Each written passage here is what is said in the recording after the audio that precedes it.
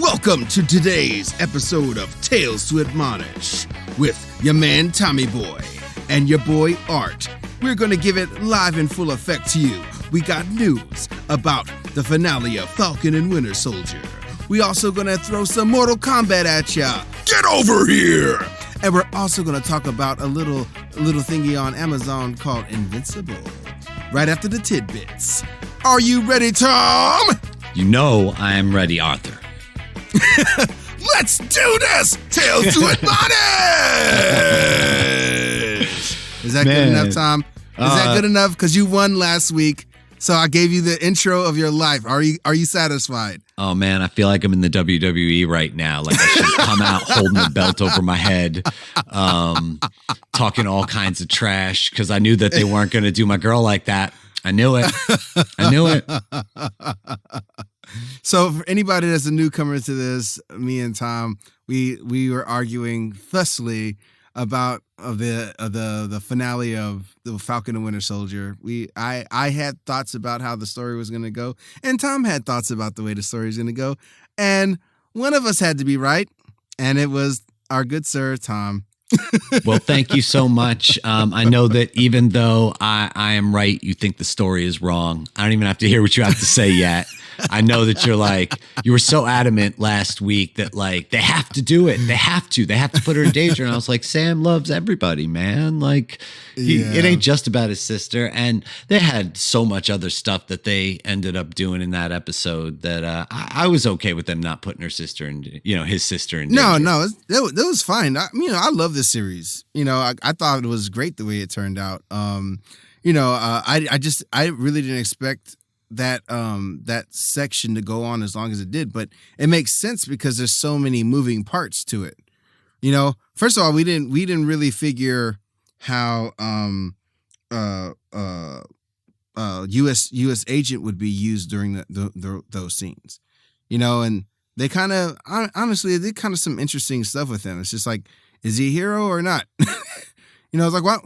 But before we go into that, let's go into the tidbits, bro. Yeah. No. We got to bury the lead a little bit. If we start with Falcon and Winter Soldier, there's no reason to listen.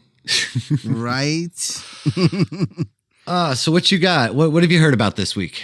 Oh, what have I got? Well, the biggest thing is the new Sony and Marvel deal that's happening now. Oh, yeah. They're working together better than ever. Well, it seems like it. I mean, the dreaded Tom Rothman over at Sony. God, I hate that guy. I don't know if you know who Tom Rothman is. He used to work at Fox, and he. Oh, that can't be anything good. Well, yeah. I mean, he purposely tried to make the X-Men movies bad because he just didn't like them at one point. He really just comes from like kind of the old school studio structure. But since he is such kind of like a powerful figure, he still kind of reigns supreme. And then he just kind of slurped his way over to Sony. Yeah. And he's just making like, crazy deals at Marvel. So, I mean, this seems to be something that's going to work for everybody because in this new deal, basically all of the Spider-Man stuff that Sony has made is going to be able to go play over on the Disney Plus platform. Yeah, I heard about that part. That was a big deal to a lot of people. Oh, yeah. And then also, I mean, that's how they're going to get all these subscribers and stuff. So then also, Disney's finally going to get 25% of the gross. Because I think before it was like some minuscule percentage, if there was a percentage of all, like, and then they just made money off of toys and stuff. Yeah. The initial got to rake deal, in all the money. I know that was initially a sticking point when the renegotiations happened and there was talk that Spider-Man wasn't going to come back to the Marvel Cinematic Universe was over the gross percentage because their initial deal was not so great at all for Marvel. They just wanted the character. Oh, it's bad. So it was so bad, but like, Marvel, man, they got things going so well for them. Like they could take a risk like that. I mean, they're a studio I respect and love, man. Because they always do it for the characters and they always do it for the fans. The fact that they would let themselves get so royally screwed just so the fans could get what they want, it's like, yeah, you gotta love them. Gotta love them. But the point now is now at Disney Disney Plus being like this really successful streaming thing, like they have more of a leverage over Sony, because like I mean that's really why Sony came to Disney in the first place, and Marvel in the first place, because like on their own they couldn't make any good Spider-Man property, and that's always the tenet of the deal. If you don't make any successful movies or make any movies at all within a 6-year time frame, you lose the rights to those characters. And like they just was losing money every time they would make like a bad property, so it just made more sense for them to work with Marvel, Yeah, I mean, they cut the Andrew Garfield stuff short, and because it wasn't really working and people weren't really enjoying it. It made sense to come to Marvel, who knew what to do with the characters and had a history of being successful in their own, superhero properties. Yeah, so there's the whole streaming thing like leaves open for all sorts of new opportunities for things that they could do with just the catalog of characters in the Spider-Verse. So yeah, like that's like huge news, huge news. I wonder if that'll extend into the TV verse as well, because we haven't seen Spider characters in any of the TV stuff or planned in the TV stuff. Yeah, it would totally make sense to do a Spider-Gwen show, I see it. Mm-hmm. What you got? Oh, well, I watched the MODOK trailer again. I know it's been out for a little bit, but the show, MODOK. And the show is going to debut in just the next couple of weeks, and we are going to see the mental organism designed for killing. They lose the F somewhere in there. Only for killing. We're going to see him made by the same production studio that makes Robot Chicken. And it certainly looks like Robot Chicken. It also looks like those so 1960s, like, Christmas movies. Oh, man, all of that stop motion stuff. It looks fun. I love Patton Oswalt. He is delightful. They always find the perfect stuff for him to do in Marvel. Ever since he did that filibuster, man, that epic geek filibuster that he did on Parks and Rec. Parks and Rec, yeah. It's like he's oh my god, it's so perfect that they. And he was great and Happy as well. I don't know if you caught Happy, which was the Grant Morrison, property. The Grant Morrison yeah. Thing. Yeah, no, I haven't watched it yet. I need to watch it. You haven't watched that yet? Chris Merloni and Patton Oswalt playing off each other, with Oswald as a fictional imaginary character, and the whole world that comes with that. I know all about it. I just haven't watched it yet, man. I can't believe they haven't made another one. It was so good. It was so freaking good. I really enjoyed that. I don't think it's canceled. No, but 2 seasons. I think it got 2 seasons, but then it didn't get picked up for a third. Okay, but I mean, I feel like it was kind of a fringy thing. It was weird. It was really weird. I love Maloney. Maloney will always be freak show to me from Harold and Kumar. Harold Kumar, yes. I heard everything you said. Oh, he is truly horrifying to look at in that movie. He is horrifying to look at. Remember when he starts doing the gospel song? The gospel song, he's clapping, and Harold grabs the wheel man. Oh. Man. That's one of my favorite movies. Like, so that's good. One of my quintessential background. Anytime you just look over at the screen, something funny is happening. And that's the movie that relaunched NPH's career. Neil Patrick Harris, that completely reinvented him. There's so much good in that movie. But 20 But years Harold ago. and Kumar aside, I love the look of the MODOK. I don't know if cartoon animated series. AIM looks awesome. All the dudes in the yellow suits running around. I think this is the perfect place for the AIM guys, because they look so weird. Of course, of course. You don't want to put them in the movies. No, not like that. Not with the big, oddly, conical heads and the visors, and they're all nameless. Like, if you're going to be killing them, they've always been weird guys, man. It's perfect. So I love Feige, man. He is the man, dude. Like, he's finding all of the best ways to like put all this media out.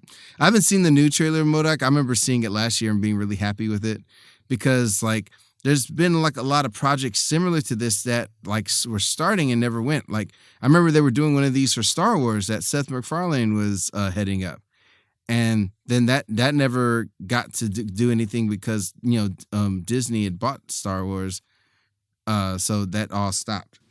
Yeah, I didn't even hear about that. Yeah, like this is a hilarious kind of like stop motion Star Wars thing that like that they were doing. That's like basically just exactly the way they're doing MODOK, you know?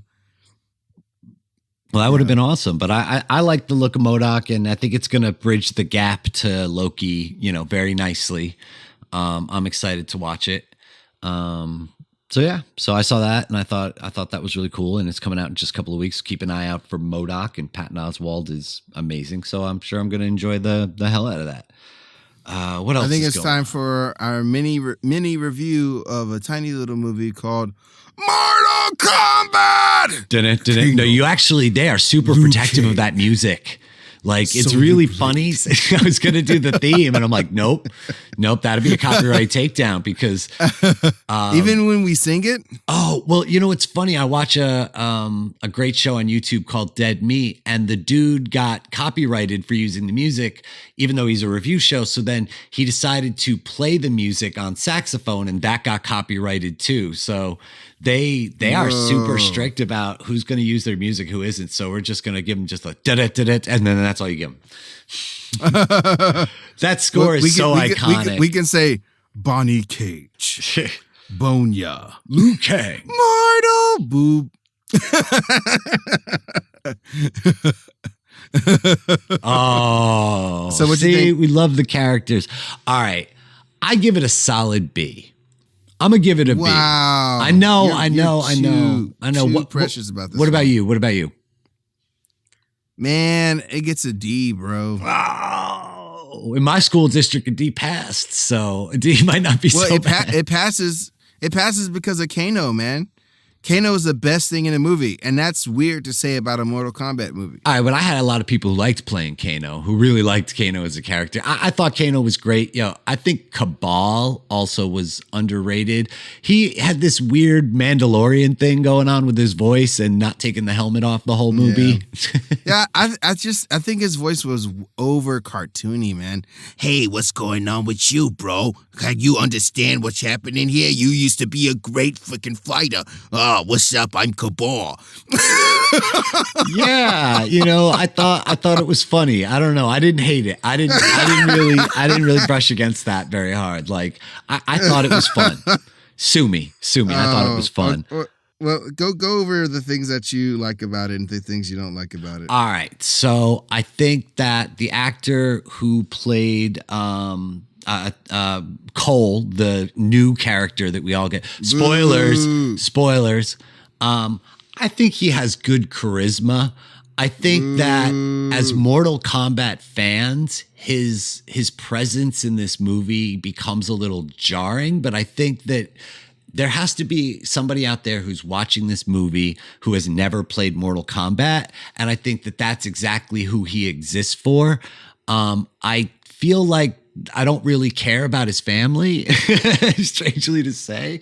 I think we're supposed to get those emotional beats and the developments and stuff in the beginning, but I couldn't tell you his wife or his daughter's name. But I thought that watching him basically get his ass kicked for the entire movie and then sort of discover his what's the term they use for the arcana. Yeah, his arcana. That whole discovering the arcana thing is a little bit cheesy, and it's played for laughs because it is cheesy. But that whole sequence at the end, where he defeats Goro, which is weird that battle happens like in his home and backyard and stuff. It's kind of an odd setting for a Mortal Kombat battle.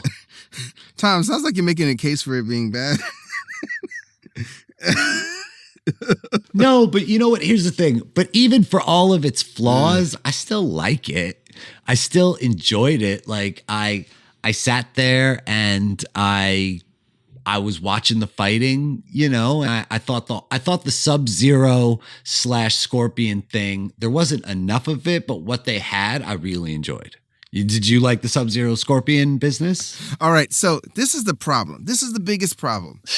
All right. Because starting about 7 years ago, they had these shorts about Mortal Kombat on YouTube that completely elevated the material, and which kind of like made the video games go on a bigger, better level as far as storytelling, Okay. And so you think that's the route that the movie would go. But honestly, they just take it right back to 1995, man. With the characters being even less interesting. You know, the like Liu Kang is supposed to be the hero of Mortal Kombat, especially if you're doing like an OG story. Okay. So instead, they switch it around and give us a super lame generic character that's tied to Scorpion.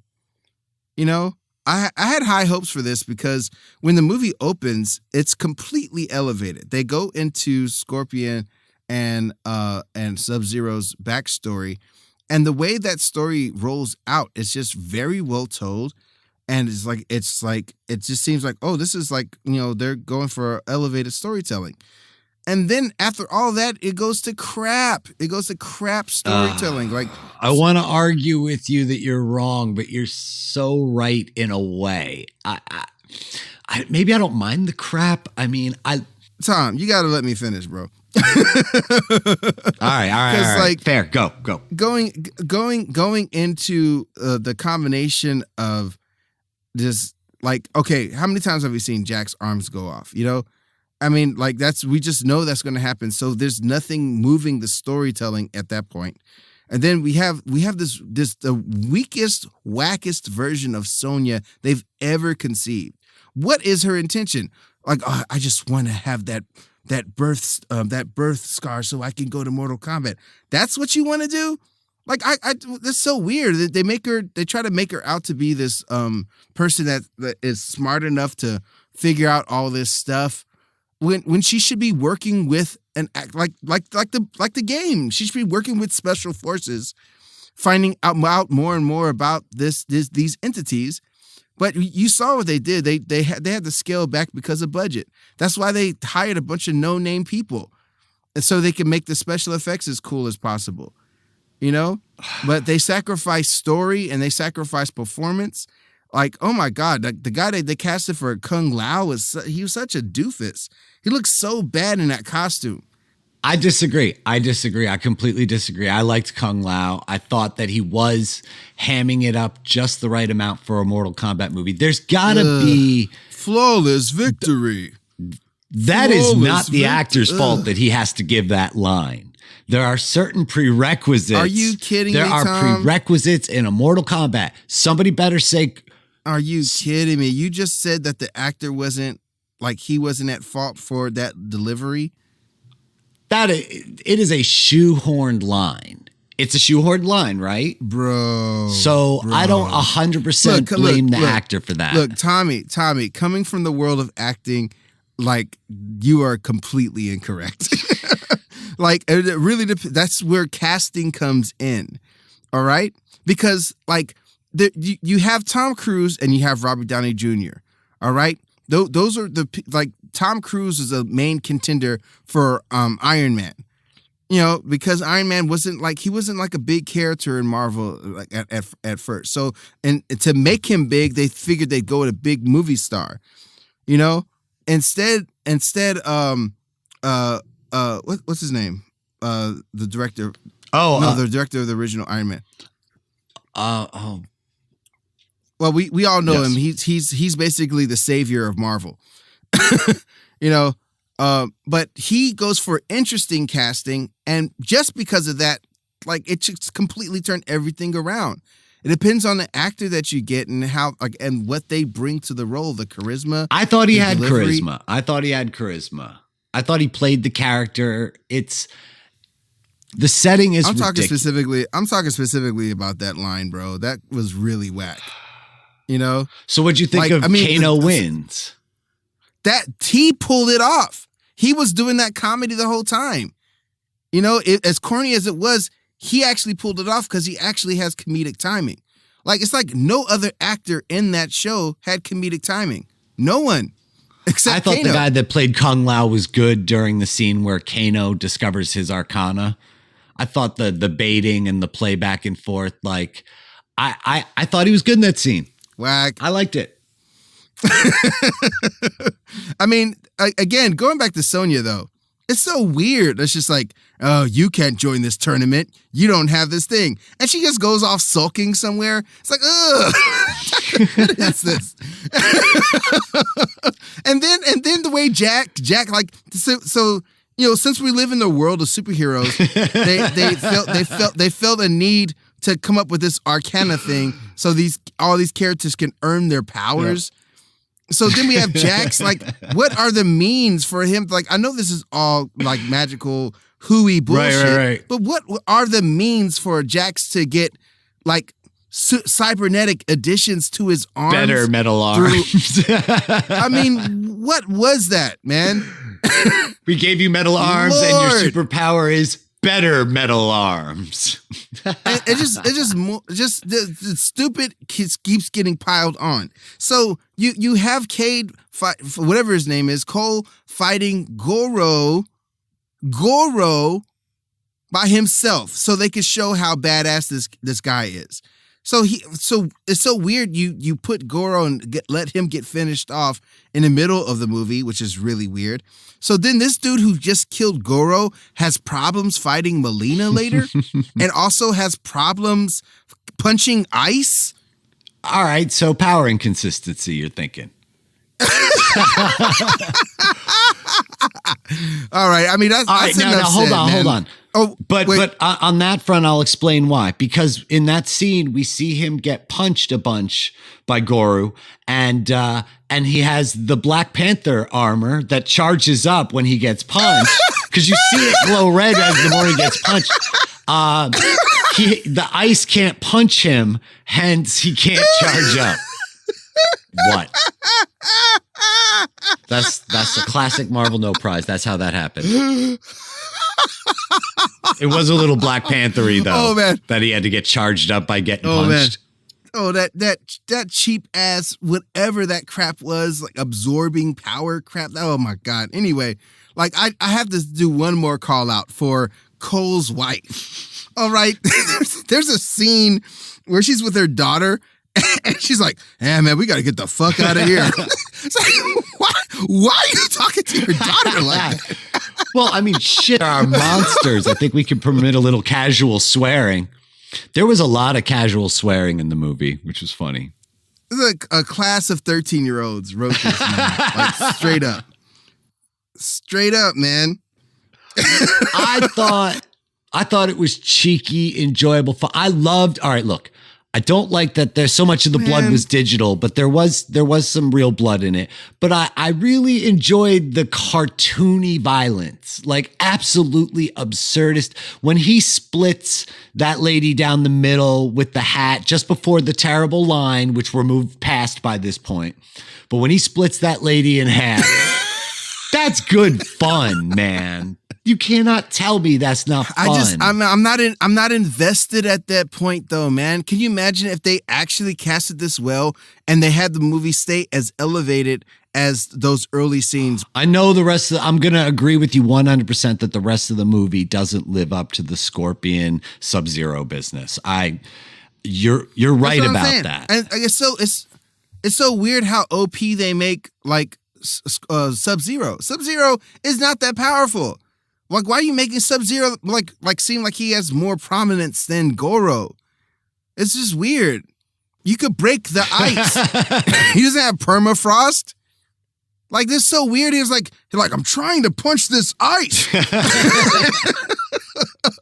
Because I think that because of the popularity of the character Sub-Zero, that elevating him, and he in the video games gets more and more powerful. He becomes Noob Saibot later on in the game, and he becomes more of a prominent figure in the game. And so I think that the Scorpion Sub-Zero stuff that plays so well in the movie needed to play up until the end. So I don't really care that they OP'd Sub-Zero a little. You can make him more powerful by instead of making him OP. You can make him more clever. I mean, they were showing him using his ice clone. Oh yeah, the ice clone from the game. And it's like, yeah, and then like there's that one point where he turned the dude's blood into a knife. Like that's like one of the coolest shots and most inventive shots like in the whole movie.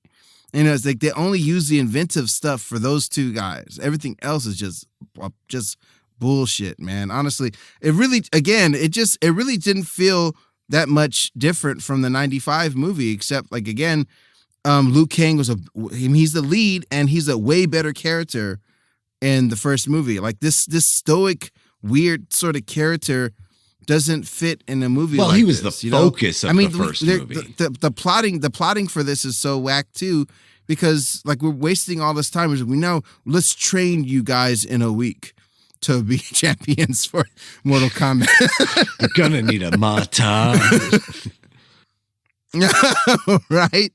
All right, I'm done talking about this. All right. We got to get the fuck out of here, daughter. I can't. I just thought it was fun. Kano was fun. I thought Cabal was fun. I thought the stuff in the beginning, I agree, is totally better than the whole rest of the movie, but I still felt like the interaction between the two characters. I don't think that Louis Tan is totally unlikable. I thought that he was fine and that he's a good entryway for people who don't necessarily know the franchise. And I thought that it gave us a ton of punchy, even though some of it was ridiculous. I thought Reptile was not awful, like not awful. Yeah, I appreciate that Reptile wasn't just like another Sub-Zero, like looking. like Lin Kuei clone, because that's what they did for a while. They just would sub them out in different colors, but then in the recent video games they would actually really differentiate their costumes and stuff. So like that was cool. He was kind of like a Komodo dragon. Yeah. So yeah, that scene was cool. Ripping the heart out, and it's like black and beating, and it's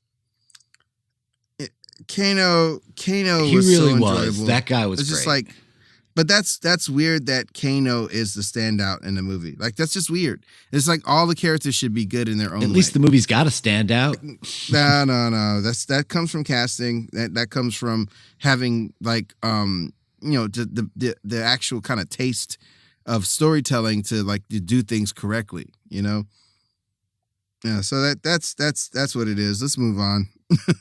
I feel you. I respect your opinion, and if anybody doesn't like it, I can see why. No worries. So Invincible, episode number 7, the second to last episode. Maybe one of the best episodes, I think. Well, yeah, I mean, you could see the episodes that they saved their really good animation for. Mm-hmm. Because there's episodes where it's a little choppy and little, like have compositing and stuff. This one just full out great animation all over, really good. And I love the plotting too and stuff, like the way they set up Invincible to meet up with his dad and not really know what's going on. And then the teleporting stuff was great. It's like $3 billion every time he teleports, he says at some point. That one bit where he's going back and forth the Omni-Man, that was like the entire GDP of Europe just to do that. Oh, so cool, man. Such a violent episode. Dope, and then you get the Immortal coming back, which we learned that the Immortal is basically just Vandal Savage, right? Basically, freaking he's Lincoln. He's Lincoln's like, not today, Booth. Oh man, that was so good. The one thing I didn't like, which is just was clunky storytelling, is the girlfriend knew the whole time. It's like, why was she acting like she didn't know? We that? As the viewer should have gotten something to indicate that she knew, but otherwise to us, there's no way she acts like she doesn't know the whole time. For him and for the viewer, which makes no sense. It would make more sense if she it was weighing over in her head and something happened that made it sure in her head that they were the same person. Something like that. Versus, like, she basically said, I knew weeks ago. And it's like, oh, okay, just like, why did you act like he was such an asshole when he saved you guys all at the college campus? Yeah, if you knew, you wouldn't have acted that way. No, you're exactly right. That was just weird, So I didn't like that, and, I hope they don't get back together. They won't. It's it's Mark and Eve, and that's the way it is. It's Mark and Eve. So, and I think she probably knows about Eve as well because she was dropping all those hints in the previous episodes. She straight up said, "Are you going off to save the world?" Exactly. It's not like she hides her identity. She's she's a pretty refreshing character in that because she's so powerful. She doesn't really care about like the ins and outs of like hiding her identity and stuff. She's kind of just like a teenager figuring out herself out. So that's like a really cool thing about Eve's character. Yeah, I enjoy what they've been doing with her, but it does beg the question how she's not like a bona fide superstar at her high school because she doesn't wear a mask of any kind. So she clearly, like, why shouldn't Amber know who Eve is? She has a television. This isn't the Superman universe, you know? I don't know. I think a lot of the public's very laissez-faire about superheroes. There's so goddamn many of them. Yeah, and it's not like before Adam went out on her own, it's not like her team was super successful. They're kind of like C-stringers. They were, yeah. They were the West Coast Avengers. Yeah, so like the main superhero team really like took all of the spotlight. Yeah, so yeah, I mean I could see where like she wouldn't be the most popular thing ever. Plus she's also a redhead. Redheads are never popular. Right. Very good, sir. Very good. Here's the other thing I want to know.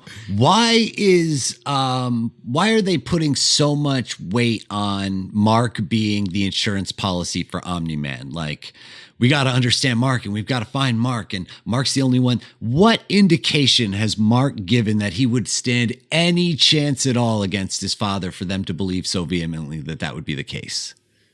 Well, I mean, for one thing, it's his son, and for the other thing is, biology wise, he's probably the best chance, besides like a guy that's immortal, supposedly. Which Omni-Man proved wasn't the case, not once but twice. Yeah, where he rips him in two. Bring him back. Well, that's true. They could potentially bring him back. But yeah, Omni-Man just takes out, he goes full on supervillain in this one. Like, he's done, which is funny to me too, that the agency has the invisible special ops team fire guns at him, which my girlfriend Rachel and I watch a lot of this type of stuff. And we always laugh when the people who know 100% that their opponent is bulletproof insist on still firing guns at them. Like, well enough by this point that there is zero. You might as well be flinging paper clips at them with a rubber band. You know that they're equally effective to bullets. Why do you insist on still sending these invisible black ops soldiers with regular old fucking guns to try and take out Omni-Man? So we can have some red shirt scenes, bro. Oh my God. And he kills them all so fast. And then, of course, they blow up the house and nothing. So they fire a mega laser from space at Omni-Man. And the joke on that one as well is like, he was like, well, that was a $400 million nosebleed. Yep. And yet nothing stops him. And now in the cell phone age and in the video age, the whole world knows what's going on. Mark sees him murder that dude again, and the whole world sees him murder him. So final episode is going to be a come to Jesus for everybody, because everybody knows what everybody knows. Yeah, we'll see how well what they'll do with Adam. I mean, like, Adam and Mark basically against the dad. Of course, like the robots team will come in there too, probably. Oh yeah, the freaking the B plot of this episode was crazy too, with Robot and the Mauler brothers or Mauler twins or something. Oh yeah, the genetic engineers, and we find out, per my question last week, what's in the damn tank. What's in the damn tank is Robot's weird little human deformed body. Yeah, that crap was hilarious. That was the funniest line that has been delivered in this entire show has to be the one Mauler twin saying to the other when the machine starts going haywire and he goes, "Oh no, there's a problem. There seems to be abnormalities in his brain." And he looks at me and goes, "You didn't check for brain abnormalities before we began? Look at him." I love how smart, stupid those guys The are. incredulous tone of that delivery is amazing. Yeah, I love the smart, dumb delivery of those characters, of the clone guys. they're equally smart and equally dumb at the same time. That's like so beautiful. How did it not occur to you that his brain was irregular? Look at him. He's this little mutant thing on a bench. How did you not know this might be a little weird? Yeah. And I'm really psyched that they're not going with the same voice actor for the younger clone of Rexplode as they do for the older one. I've already said my piece about why I don't think his voice works for Rexplode. It's just too old. But since he's even younger and he has this like amalgam of robot's voice plus, it's just its own thing, which I really appreciate because I couldn't listen to all of that. But holy cow, when he comes to life and then kills the little mutant guy and they explain the whole thing, it's like, we're not transferring your mind. We're making a copy. And that's why you have to make a choice. And then him knowing full well that was the plan all along and him you were the one that didn't win the coin flip. Oh yeah. This is great. See, that's great Such writing. Good right. Tom. Oh, so good. So good. You're right. Of course you're right. Of course you're right. I know it. I'm not saying Mortal Kombat is Casablanca. I'm just saying that I sat down, ate a bunch of cookies, and fucking enjoyed it. The thing is, like, quickly going back to Mortal Kombat. I'm just saying my piece. Like we're in a time now where we're just past that sort of storytelling. You know? It's just so eye rolling that this is like a huge IP. I know. And this is what you guys give us. Are you freaking kidding me? All they had to do was what they were doing in the recent video games. That's all they had to do.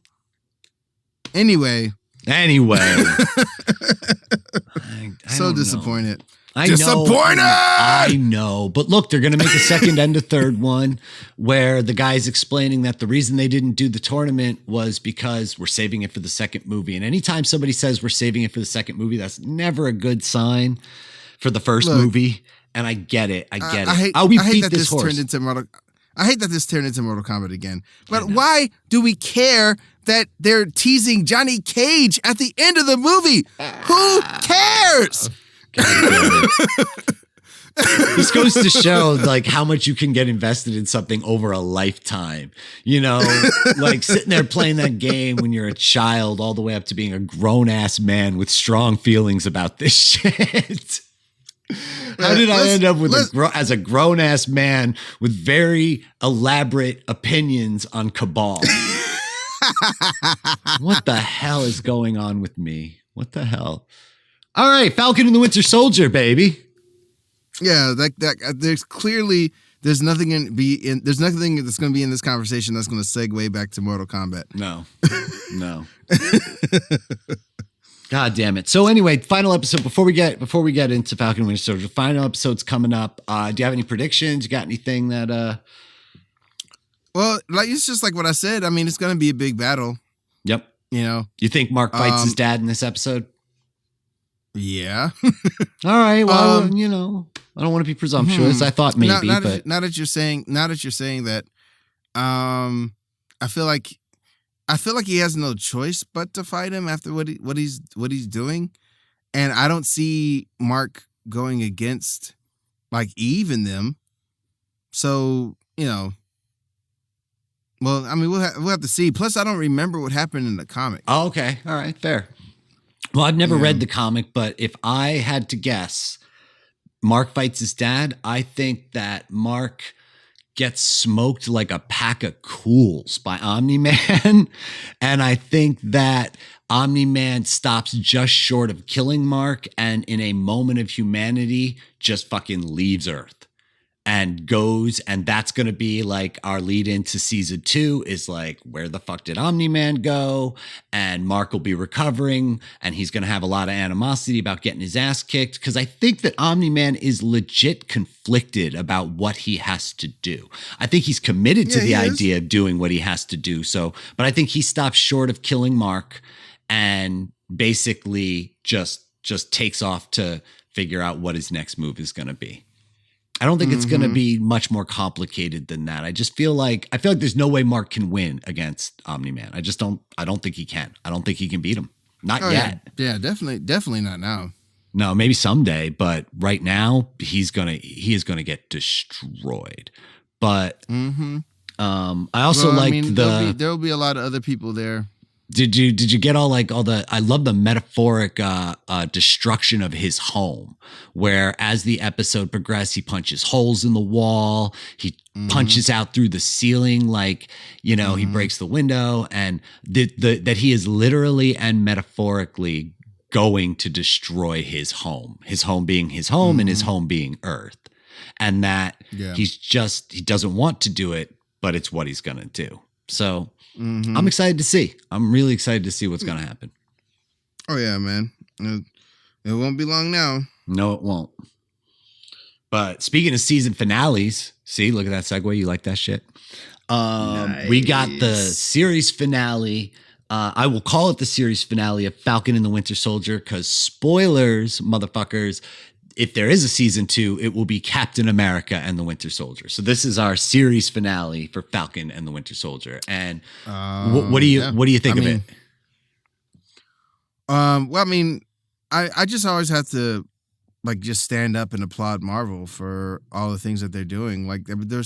They're getting so great at handling multiple character arcs and stories, and they've only been able to sharpen that with being able to having the air to breathe with these series, having multiple episodes to tell a grander story. Even in the midst of a pandemic, there's a bunch of whispers about changed storylines that they had to accommodate because of things that happened during the pandemic, and still was able to make it come across very smooth, very neatly. I mean, so we if we're talking about arcs here, we start off with Bucky, trying to start his life anew and trying to make amends, but not really doing it the immediate right way. And he has all these kind of this residue of his past dealings. And I just love all the comments, because Sam's very observant. Yeah. So he'll always call out things that so many characters that are doing. Sam, kind of having the eyesight of a falcon, and he's like, oh, you doing that staring thing again. Oh, you got to watch out for Zemo before as he tilts his head. And Zemo, who's observant too, realizes, oh shit, he's watching me too. Let me correct that. yeah, for sure. Yeah, so I mean, as we watch Bucky grow through this whole thing, we see him having tunnel vision throughout the whole series, especially about only seeing things through his perspective and not his periphery. About why it's like oh, there's a shield, you should take it. He gave it to you. Why won't you take it? Right. I don't understand. Well, I like that he does touch on that too, where he talks about how he and Cap had a conversation. So you realize that even before that all went down with Sam, that Bucky knew the way it was going to go.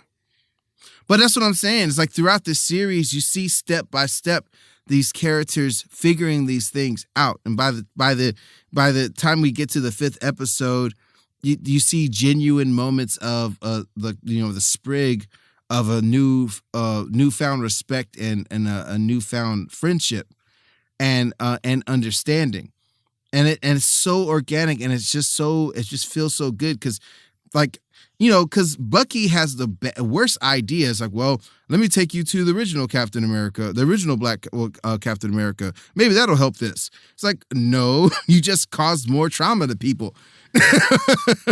And he's just like making, like, you see Bucky makes mistakes over and over again throughout this whole thing because he's trying to acclimate himself to new ways of doing things. And it's just like they're thinking all this stuff through, man. And so we just, by the time we get to the end, we even see him, he's able to work with Walker. Yeah. Well, I was a little iffy on that. Like I'm conflicted on John Walker's return to the good side, so to speak. It was a little soon for me.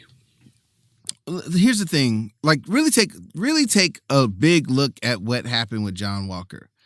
John Walker was trying to do the right thing the whole time, and just like anybody else, like would have an ego trip over being a top cop, I totally get that. Okay, go ahead. I'm just saying that he killed a person that the government sanctioned him to kill. Then the government acted like he was like crazy or out of line when that's what they wanted him to do. You know what I'm saying? So the bewilderment of being a soldier and trying to be a good soldier and trying to do the good thing and just all that being swept underneath for you. I think they did a good job of like really painting all of those colors. No. I actually agree with a lot of that. My problem was that he tried to kill Sam. He tried to kill Bucky. Like he literally tried to murder the both of them the last time they saw them. And now they're working together like they were Tango and Cash. I just something about that just sat wrong with me. Like I get that he killed an enemy combatant during war, which is the thing he had been trained to do forever. He did worse previous in his career and stuff like that. And I like the idea of John Walker as an anti-hero. I was just curious that him working so well and being so quickly forgiven by people he literally tried to murder. I mean, I'm gonna push back on that too, because, this guy lost his friend. He has the adrenaline of this murder and all this like kind of misery that he's put himself through. He didn't go to Falcon and Bucky to fight them. They came to him and he just was defending himself. And then in the heat of battle, of course, like it lends itself to like making the final strike. I mean, he's been crazed. It's not like he's malicious. That dude's not malicious. Like he just has like a bunch of issues. No, I absolutely. And when it came down to it at the end, he was trying to do, you see him, he's always trying to do the right thing, but doesn't quite always know how to do the right thing. 100%. So when it comes down to the way Falcon and Winter Soldier deal with him, as long as he's just trying to do the right thing, and they know that he's trying to do the right thing. Like that to me, like it's not like they're going to be best friends with him or anything. Yeah, but it's like if you're here to help, let's help. All I'm saying is it felt like his arc was a little quick. That typically a movie or a TV show needs to give me a little bit more before I forgive a murderer, and especially a murderer who attempts to kill the show's main characters. That's just me. And that's all. Otherwise, I really enjoyed him. Yeah, I mean, this show is all about the gray area. Like, I mean, look what Bucky did. He got Zemo out of jail. That's fair. I can't argue that. You know what I mean? Zemo. It is about, and like, right. I mean, what's your line? Yeah. What's your limit? Yeah, and it's just like, and Falcon had to kind of roll with this stuff because like they weren't getting help from the government, and he was already used to being on the other side of the law. So that's what I'm saying. Like, there's so many gray areas, like the crap that happened to Sharon. Oh yeah, we haven't talked about Sharon Carter yet. led her down the line that she's currently is at now. Yeah, because now she's a double agent. So and of agent. course she was the power broker. I mean, I think we all knew that. We all by the last couple episodes, I think we'd all figured that out. Yeah, it's weird, all the things that they did with the character that is a little clunky and confusing. It's like, what was your plan here? Well, I could see how things. I think a lot of things got mixed up in the new edit. Well, right, because they got rid of that other subplot. Yeah, I think that the story would have been a lot more clear. Because otherwise, in the current edit we have, basically she set things up and was hoping for the best, but then some event would mess up her plans and she'd have to improvise. Like, she didn't intend for the dude to get killed by Zemo because like Falcon and Bucky were there. Like right. They were supposed to, but every scene Zemo is finding something he can use and picking up something and being super shady about stuff, for his means, And like even at the end, it's like, yeah, we don't have the super soldier, but now we have this, Right. She just gets scavenging through everything. So like, I was talking about arcs earlier, and look at this beautiful arc that Sam went through, man. Yeah. One of my biggest things with Sam and Rhodey throughout the series before is just like they never felt like black men. They just felt like the black best friend to Tony and to Steve. And I hate that trope, and it even got so bad. There's one scene in Civil War where you have the two black men barking at each other. Like, Steve and Tony's dogs barking at each other. That shit pissed me off, man. That's a fair criticism. That shit pissed me off. And of course, like some white person would write that, So finally, in the beginning of this scene, you have two black dudes talking to each other. Like that's the first episode of Falcon and Winter Soldier, where you finally get the dimension of these guys because they're not under the lens of being the best friend. I mean, honestly, like that, there's so many nauseating scenes where like Tony's just like, put down my Rhodey. Yeah, that's right. He did. God damn. Literal objectification. Okay, so to that end, one criticism that a lot of people had with the show was they think that Lamar's character falls squarely into that trope. Just exactly the trope that you're describing, where the white character needs to be motivated by the death of the either minority or female best friend, and that's what spurns the story forward. Do you feel like this show was aping that trope, or that it literally fell into it on its own? So the thing is, Lamar's character was still elevated. He still had dimension.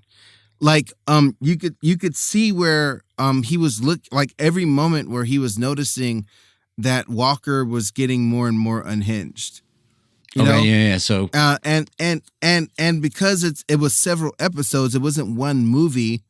You got to spend time with that character, So it is the trope, but it's the trope elevated though, because usually these things are in one movie, and the black character gets like that one line like, oh hell no. Oh, what's his name from Justice like League was complaining about that. Yes, exactly. That's what happens. That when you have a black character, you get that one. Yeah, Ray Fisher. Ray Fisher. That was dope. Yeah, exactly. That's exactly what I'm talking about.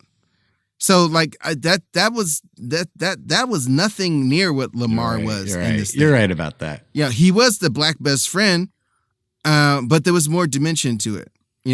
You're absolutely right. Especially since Walker's wife was a person of color. Yeah, so they did enough stuff to make it organic, and that's all I ask. Don't do the tropes. Why are you doing the tropes? Because you're telling us that's the only way you understand black people. That's the only way you understand black people to coordinate themselves in a situation like this. Right. So going back to Sam's arc, like he's a deeply reflective, thoughtful dude, especially since he has all this empathy and is a man of service. So he respects that shield, but he knows unfortunately that's the thing about black people. We know our place in this country, and he was trying to do the right thing. And that's why he said that line to Steve, about Steve and to Bucky. I don't think you or Steve understood like this, and it was my hope that you would understand why I was making this choice. But of course you don't understand, because like most white people don't understand. How could you understand? Yeah. Exactly. Well, that's the thing though. It's just like, oh, don't you have eyes?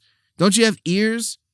Like what about our situations always make it a blind spot when it's happening in front of you all the time? You know, you seem to understand Shakespeare. You seem to understand all these other things. You seem to understand this and that. But for some reason, our problems like are a mystery. I don't know why you did that. You know? Yeah, that's a hell of a deep discussion. Oh, yeah. I mean, and you got to see flickers of that throughout this whole series.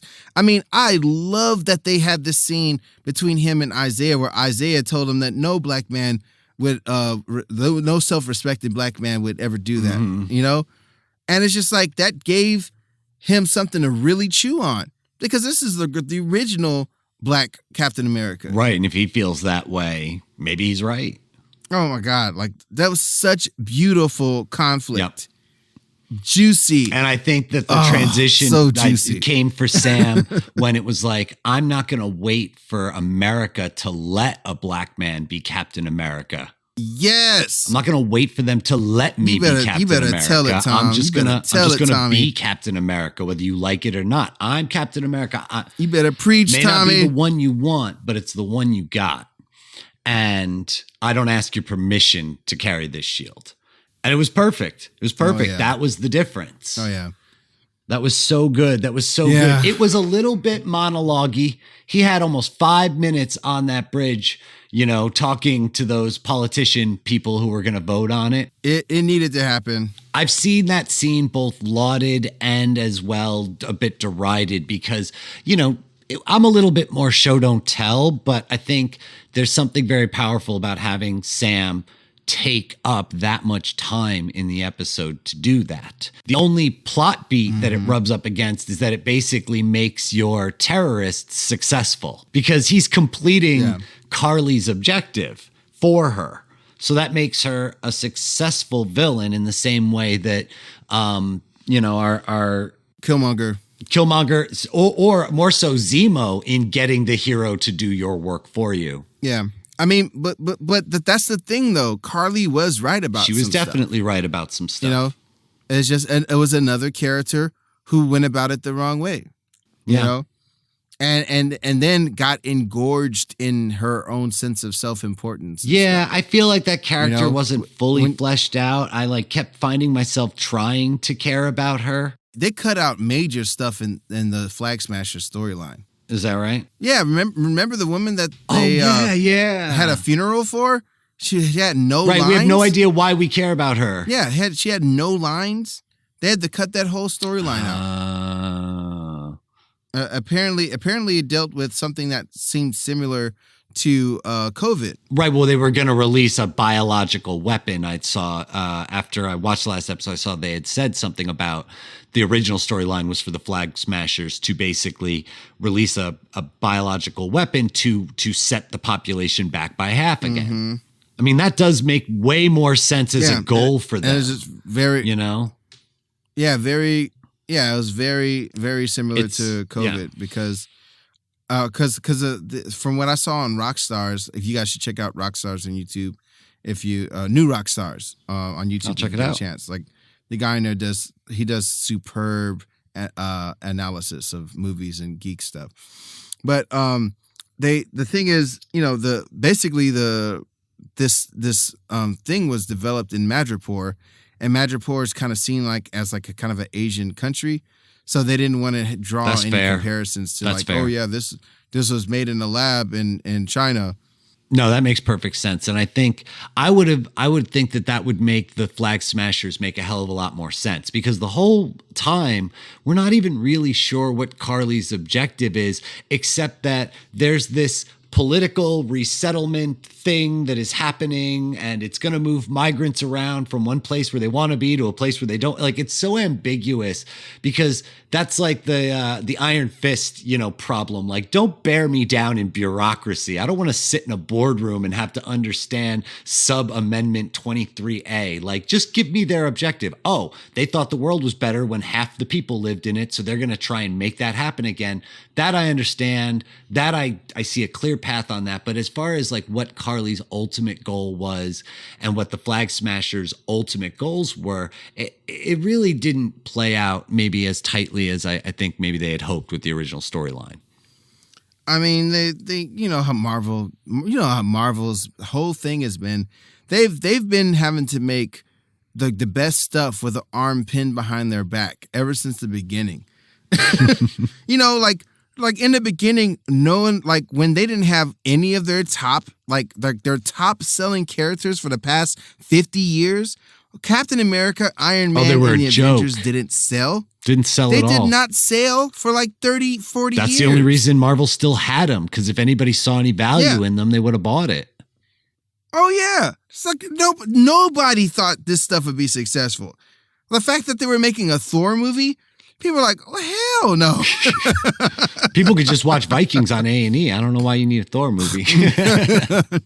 Marvel, man, they pull it off. They do. Over and over again.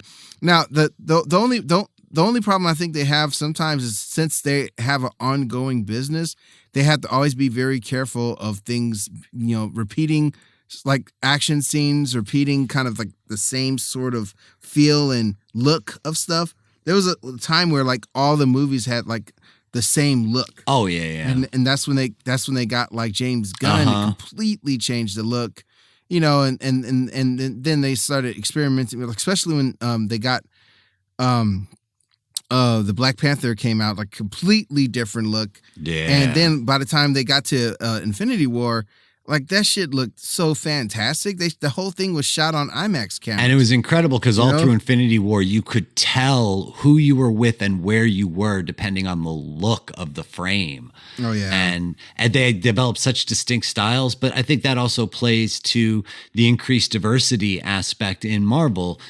Just give me something I never seen before. And if you want to easily avoid doing the same thing over and over again, then reach outside that tiny bubble and start pulling in really diverse and strange and amazing characters. And I think we're going to see that with Shang-Chi in September. And we're going to see that with a lot of the stuff that's coming out, the Eternals and what that's going to look like. It's a great time to be Marvel. I know a lot of people were kind of down on this final episode a little bit because there were some instances. Why? Well, number one, that it was a little bit talky, that for the final episode, Bucky, dude, well, so much action. There was, but then where they tend to spend, like in the final episode of Falcon and the Winter Soldier, we don't see Falcon and the Winter Soldier really together for very much of it. So that was, some people didn't like flies. That. I think is really funny is you have the whole save the people in the truck business when you have Bucky rescue everybody from the vehicle that is on fire, but then completely ignores the vehicle next to. He's like, well, they're still captured by terrorists, but they're not on fire. So you can stay in the truck. That was a weird choice. And so that sets up, of course, for John Walker to have to try and save them and for Sam to ultimately save them at the end. And so just that those were some of the issues with it, that the Sharon Carter twist wasn't a twist. And then also that John Walker's redemption maybe was a little bit easy. Other than that, the shit with Isaiah Bradley at the very end, like, I don't know who that actor is, but I want to watch him like do everything. Holy shit, how good is that man in that scene where he takes him to the Captain America Museum and shows him he has his own section now. Oh yeah, man. So I think it was fantastic. Perfect. I love how they handled the whole thing. They showed so much resilience, because like not resilience. Restraint. Yeah, restraint. They show much restraint, not going to show like kind of a flashback and stuff. They let the story be in this conversation.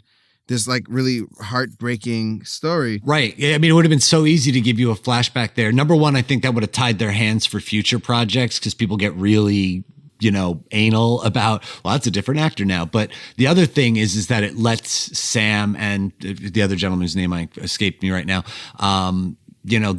to let their faces tell the tragedy of that story, that you can go back and forth and look at their faces as they hear and say these things.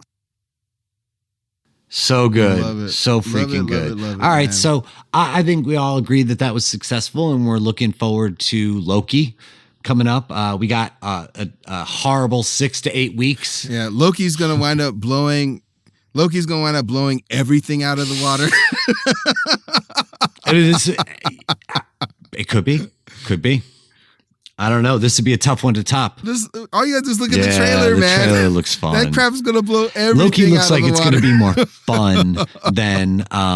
I think it'll be a nice balance between WandaVision and Falcon and the Winter Soldier, because you're going to get some of that quirky, nonsensical fun like you would get in WandaVision, because you got all the time travel in different universes, but you're also going to get some adventure because Loki, first and foremost, can fight. So I think it'll be the best of both worlds, I'm hoping. Yeah, I can't wait, man. That with the whole world building that they did just kind of out of nowhere. Yeah, this is the time dimension. It's like, what? Yeah. And we just accept it. We just 100% accept it. You're like, oh, right. Yep. Totally. I'm with you. Oh my God. By this point, they can tell you anything and you'll take it. And I totally agree. Yes. Time dimension. I love how everything is setting up everything that the Marvel universe is going to be for the next 10 years. Because and they're doing it incrementally. And they're setting up all the witch stuff and quasi mutant stuff in WandaVision, and then in Falcon and Winter Soldier they introduced Madripoor. Madripoor is like a huge mutant city. What was amazing was in the background of one shot, there's a big steel gate that straight up has 2 X-Men logos on it where the bands would be. It was amazing callback. They are teasing this shit all over the place. They always do it super clever. Like in the last Spider-Man movie, it's like they had that subway billboard that was setting you up for Fantastic Four. Yeah. Yeah. Yep. And that the building getting rebuilt looked more like the Baxter building than it did beforehand. Yeah. Oh, yeah. Awesome. Oh, yeah. So, they're setting up everything, man. They're so happy to have the mutants back. That's, you could tell that's the stuff that they wanted to deal with, for so long. Because it's so sustainable. Yeah, yeah. That's why the X-Men's been so powerful for so long. Well, and the X-Men made so much sense within the Marvel universe. And, Stan Lee said himself that the invention of mutants just came out of laziness, where it was like, I can't keep writing, this guy got bit by a radioactive spider and this guy got hit by gamma rays. It's like, so what's the deal with this guy? He's a mutant. And then immediately you're like, oh, okay, I get that. Yeah, he's a mutant. Totally. That's it. No more backstory needed. That's it. It's super easy. You're right there. You're right there with it. Oh, mutant. Totally. Yep. Oh, man. So much good stuff out there. We got Loki. We got Black Widow. Finally, Black Widow. Friggin' Scarlett Johansson, man. It's so weird what they did. She's been so patient for the past 10 years. Yeah. She's lived in a real weird space. She should have had her movie. Her movie should have came out after Iron Man 2. Once we finally figured out who she was, you're absolutely right. It's just weird how they did her. She was already a proven star. It was just strange. She's the girl. That's what happens. Yeah. They get relegated to these but she's going to get her day. I'm glad that they held fast too, because, to go through that and then just release it on TV. Would have been another slap in the face. No, she needs to have her day in the theater. I don't know. I'm loving this TV shit, man. I might have been a slap to her face, but I'm like, God damn it. Now I gotta, all right, I'll go. Damn it. I want to sit home in my nice, clean environment and watch it on my television. I don't mind that. I don't mind that. But no, you're absolutely right. They couldn't do her like that. And I'm excited for it. So I think that's going to be awesome too. All right. So what we got for next week? I don't know. You tell me, man. I'm right now. I've been a little wrapped up in some other stuff, so I'm not really sure what the heck I'm going to be watching. Well, I think we need to give the Nevers a look. The Nevers, Joss Whedon's. Joss Whedon's. It's like Victorian 18th X-Men. Victorian, yeah. Yep, where it only affects the women. So there's a whole thing with that, which, given what we know about Joss Whedon recently, that might be its own story. Yeah. No, I don't mean to throw any gas on that fire, but yeah, I'm aware of it, and I just haven't caught it just yet. Yeah, there's that, and we're gonna watch Invincible, and we'll be able to talk about that. The series as well. finale for Invincible, of course. Yeah. And we'll see what happens during the week. Let's we'll see if something comes up. You don't die from some random gun shooting. Come on, none of that ugly reality. We want beautiful fantasy here. I know it's so funny, man. It's like, the old cliche, reset the clock, but it's every single day. But that's the real world. We're talking about the fake fantasy happy world where you and I just watch fucking movies and talk on the phone from 3,000 miles away, which I'm always glad that despite how busy you are, and you are a busy, busy man, that we're able to make that time to talk together, and maybe somebody listens in and they enjoy it too. So, hey man, so where can people find you? You can find me on Facebook at Thomas Olton, or you can find me on Instagram at Thomas.Olton. I don't hang out on Twitter. It's not a good place. You can find me on Instagram at Dreamboat82. And you can also check out my YouTube channel, Draw Really Awesome. Wow. It's a tutorial channel where I do a little art and I do a little vocal performance. So it's fun times. You can also go to my website, arthurromeo.live, and see all the things that we're doing. And there you have it. Thank you so much for joining us this week on Tales to Admonish. Tales to Admonish! You do that so much better than me. See you next time. Bye.